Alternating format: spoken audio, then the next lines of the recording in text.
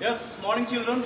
Welcome back to online class in RPS Public Skill. And today I am going to take a class of class 8. So all the students be careful and see here SST from history. ये history का मैं chapter number 3 के बारे में आप लोगों को detail करने जा रहा हूं। ये chapter number 3 British administration structure के बारे में हम लोगों ने कुछ जाना था। उसके इंट्रोडक्शन के बारे में बहुत कुछ जानने की कोशिश की थी कि हाँ कैसे कैसे जो है प्रारंभ में अंग्रेजों ने यहाँ पर अपनी शुरुआत की थी व्यापारिक से, लेकिन धीरे धीरे करके उन्होंने अपने ऐसे चीजों को विस्तार करना शुरू किया क्योंकि वो लोग समझ चुके थे कि यहाँ एक ऐसे एडमिनिस्ट्रेशन की जरूरत है, एक ऐसे गवर्नमेंट की जरूरत है जो सारे चीजों को एक स्टेप बाय स्टेप एक रूल्स और एक रेगुलेशंस की जरूरत है, जिसके कारण वो लोग एक तरीकेबद्ध तरीके से एक प्रोसेस से लोग चल पाए। उनको कहीं ना कहीं ये फील हो गया था कि यहाँ पे यूनाइट नहीं है और यूनिटी, लैक ऑफ यूनिटी के कारण जो है वो सारी चीजें जो है वो अस्त व्यस्त है। तो इसलिए उसमें एक ये भी कारण था कि उन लोगों को यह एहसास हो चुका था कि व्यापार के अलावा भी हम एक नया टेरिटरीज, एक सेटअप, एक सॉवरेनिटी कंट्री यहाँ पे हम बना सकते हैं। तो सबसे पहले बताना चाहूंगा कि उन लोगों ने क्या किया, अपनी जो पॉलिसी जो है धीरे धीरे करके फॉर्मुलेट किया। तो उन्होंने डुअल गवर्नमेंट की पॉलिसी किया, डॉक्ट्रिन पॉलिसी किया, सब्सिडी एयरलाइंस किया। सब्सिडी एयरलाइंस इन जैसी पॉलिसियां जो उन्होंने फॉर्मुलेट किया, that was only annex the territories of India. तो बहुत सारे जो रजवाड़े थे उनको एनेक्स करने के लिए उन्होंने ये सभी काम किया, जैसे कि आपका झांसी हो गया, हैदराबाद हो गया, ऐसे बहुत सारे जो रियासत थे उनको उन्होंने हथिया लिया। बट ये जो चीजें थी उन्होंने जैसे जैसे अपने पॉलिसीज को, अपने पॉलिटिकली पॉलिसीज थे या अपने कॉमर्शियल या ट्रेडिंग पॉलिसी थे, उन्होंने जैसे जैसे इन चीजों को स्टार्ट किया, आपको बता दें कि बहुत सारे ऐसे जो चीजें थी वो क्रिटिसिज्म होने लगी, उनकी हीनता होने लगी। Because of that company only know that and company only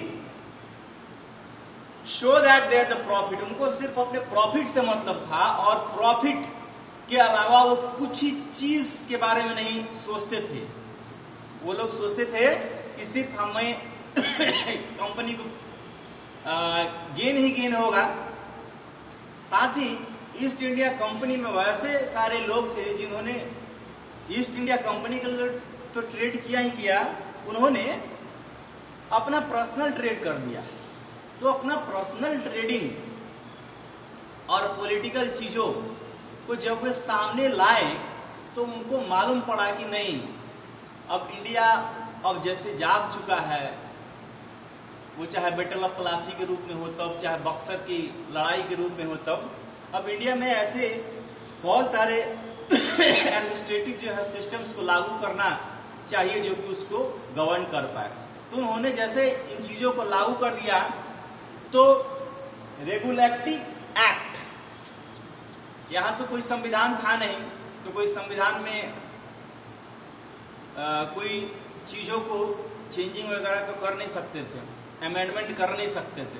तो उन्होंने एक एक्ट के थ्रू इन चीजों में सुधार लाने की कोशिश की। तो सुधार लाने की कोशिश की में उसमें संविधान के तरफ एक पहला कदम जो माना जाता है वह रेगुलेटरी एक्ट के रूप में था। दैट वाज इंट्रोड्यूस्ड इन 1773, जो कि 1773 ईस्वी में जो है वह लागू किया गया था, है ना। According to this suggested the following steps.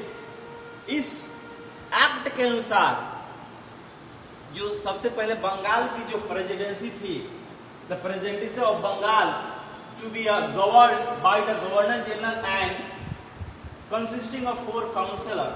पहले जो बंगाल की जो प्रेसिडेंसी थी वह गवर्नर के नाम से जानी जाती थी, लेकिन जैसे ही एक्ट लगा तो उसको गवर्नर जनरल के नाम से जाना जाने लगा और उसे 4 और जो है वह काउंसिलर्स जो है वह दिए गए ताकि उनके जो इतने बड़े भास्ट कंट्री पर अपने अपने ट्रेडिंग के लिए, अपने अपने चीजों के लिए लगाने के लिए आए थे, वो सभी चीजें कर पाए। There was a Supreme Court consisting Chief Justice and 3 other judges. एक सुप्रीम कोर्ट बनाया गया, सुप्रीम कोर्ट में एक चीफ जस्टिस बनाया गया और उसके नीचे 3 और जस्टिस को दिया गया, ताकि राजनीतिक मामले हो तब, चाहे व्यापारिक मामले हो तब, उसको आसानी से सुलझाया जा सके। The company official including the Governor General were to be a paid salary and they were not accept any gift. साथ ही कंपनी के तरफ से उस ऑफिसर्स को एक सैलरी दी जाती थी और यह ताकीद किया गया था कि उनको कोई भी नजराना गिफ्ट उनको ना दिया जाए। यह ऐसा इसलिए था क्योंकि जैसे ईस्ट इंडिया कंपनी में मैंने पहले ही आपको बताया कि बहुत सारे ऐसे जो ऑफिसर्स थे, उन्होंने पर्सनल ट्रेडिंग करने की शुरुआत की, तो इतने ज्यादा वो कैपिटलिस्ट हो गए थे कि वो पार्लियामेंट में खुद का सीट खरीद सकते थे। इतने ज्यादा कैपिटलिस्ट वो हो गए हुए थे। तो चलिए, Warren Hastings was the first governor general. Warren Hastings तो था वो पहला गवर्नर जनरल जो है वो जस्टिस के रूप में सुप्रीम कोर्ट में जो है वो अपॉइंट किया गया। अब ये सभी सारी चीजें, इतनी सारी चीजें मैंने बताया, उसके अलावा भी ये एक्ट फेल्यूर हो गया।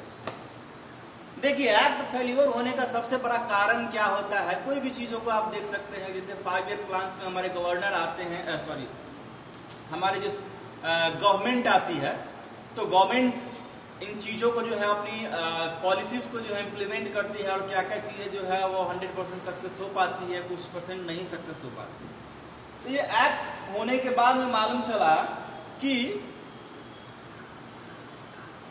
जो जस्टिस था उसको यह मालूम ही नहीं था, उसको यह डिक्लेयर ही नहीं था कि उसके कितने सारे पावर्स हैं। उसको राजनीतिक मामले में हो तब या व्यापारिक मामले में हो तब कितने सारे पावर्स के लिमिटेशंस है उसको मालूम ही नहीं था। दूसरी बात कि ट्रेडिंग पर कोई भी व्यापारिक जो है वह दबाव नहीं था कि हाँ आपका क्षेत्राधिकार हो कि आप इस क्षेत्र में ही जो है आप कर सकते हैं ट्रेडिंग, ये भी नहीं था। फिर दूसरी बात कि देखिए, the court was not a confirm,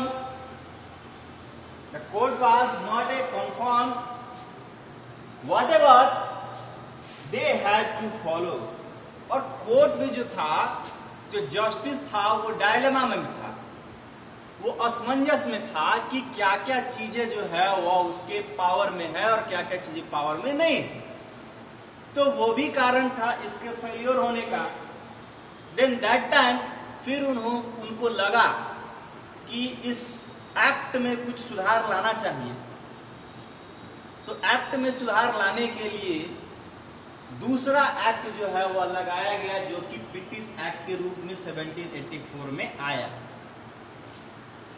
तो यहां 2 चीजों को ध्यान में रखा गया कि जो रेगुलेटिंग एक्ट में नहीं रखा गया था, और वो था क्या, हमारा पॉलिटिकली मामला हो तब या ट्रेडिंग का मामला हो तब, यानी कि व्यापारिक मामले, व्यापारिक trading matters and also the political matters, और राजनीतिक मामला।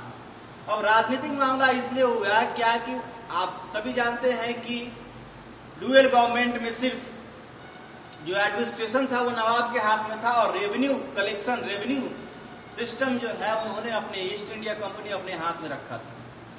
तो ये सारे जो पॉलिटिकली अफेयर्स होते थे, वो जो मामला होता था, तो उन पर ये सभी उनका दबदबा नहीं था, वो लोग समझते नहीं थे। तो जिसकी वजह से ट्रेडिंग और पॉलिटिकली मैटर्स को अलग अलग किया गया। ठीक है, नेक्स्ट आइए देखते हैं कि आखिरकार इसमें क्या क्या सुधारें आई। तो चलिए देखिए, सुधार के रूप में उन्होंने award of director superintendent the control affairs of the company is territorial bosses in India. तो इंडिया के जितने भी टेरिटरीज थे, एक बोर्ड ऑफ डायरेक्टर्स बैठाया गया जिसको सुपरिटेंडेंट कंडक्ट करने के लिए जो है वो गवर्नर जनरल थे। दूसरी बात, the board control was consist of 6 member. जो बोर्ड का जो कंट्रोल था उसमें, बोर्ड का जो कंट्रोलर था उसमें 6 मेंबर्स थे, और वो सारे मेंबर जो है या तो नवाब के द्वारा नहीं तो किंग के द्वारा अपॉइंट किए जाते। फिर दूसरी बात देखिए, the governor general had a fully power to over it his council. लेकिन कुछ कुछ ऐसे मामले होते थे जो ये नीचे इनके 4 जस्टिस हुआ करते थे, 5 जस्टिस हुआ करते थे। अगर कुछ मामले फंस जाते हैं, जैसे हम लेबर कोर्ट में जाते हैं, वहां से हम अगर सेटिस्फाइड नहीं होते हैं तो हाई कोर्ट में जाते हैं, हाई कोर्ट के बाद में सुप्रीम कोर्ट में जाते हैं। ऐसा कोर्ट है ना हमारे यहाँ।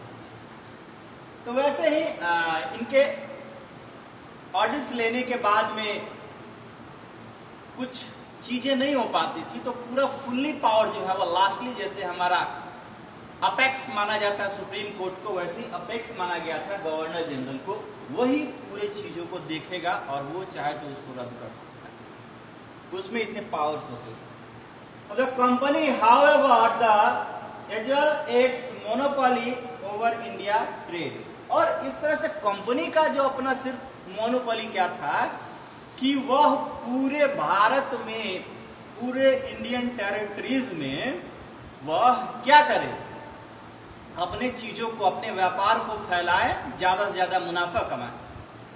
तो आज के लिए 2 टॉपिक इतना ही हुआ। तो नेक्स्ट वीडियो में हम लोग मिलेंगे, नेक्स्ट क्लास में हम लोग मिलेंगे। तब तक के लिए खुश रहें, कोरोना से बचते रहे। जय हिंद।